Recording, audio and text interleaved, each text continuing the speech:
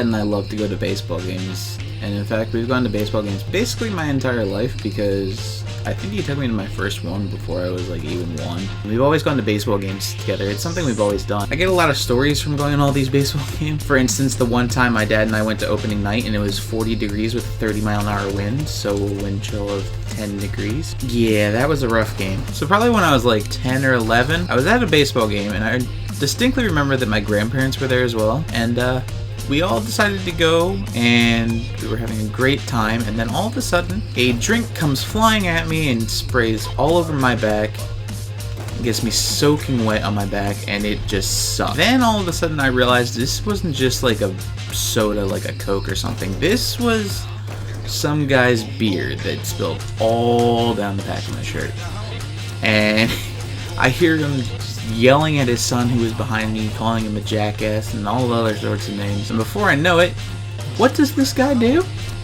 He proceeds to hand me a handful of napkins and says, "Sorry, man." Like, what the heck are napkins gonna do on a beer-soaked shirt? And don't get me started on the time that we went to another opening night. The grandstand was general admission seating for the most part, and that meant that basically anybody could just sit wherever they want if they have a general admission ticket, no reserve tickets. But on special nights there was reserved seats in the grandstand, and of course, this being opening night, all the grandstand seats are going to be reserved, so you have to buy tickets that specify your spot that you're going to be going to, right? We go to our seats and surprise surprise, there's already stuff on them, and we have these seats reserved and there's stuff already in our seats, so we proceed to move it down the row since we know these are our seats. It's not just like someone random put it there and we moved them out of the way so we could sit there. These were our seats. We bought the tickets. We had them reserved.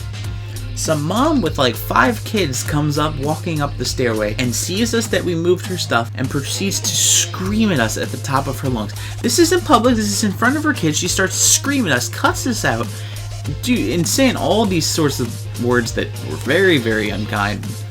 Oh my gosh, it was awful but hilarious. So we're sitting there, we're like, these are our seats, we paid for them.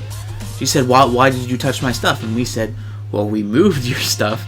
That way we didn't sit on it. Would you rather of us have sat on it? And she, of course, didn't have a response for that, so she just started to yell at us more. And then she went and proceeded to get her husband. After all this, her husband comes over and starts cursing up a storm at us, too.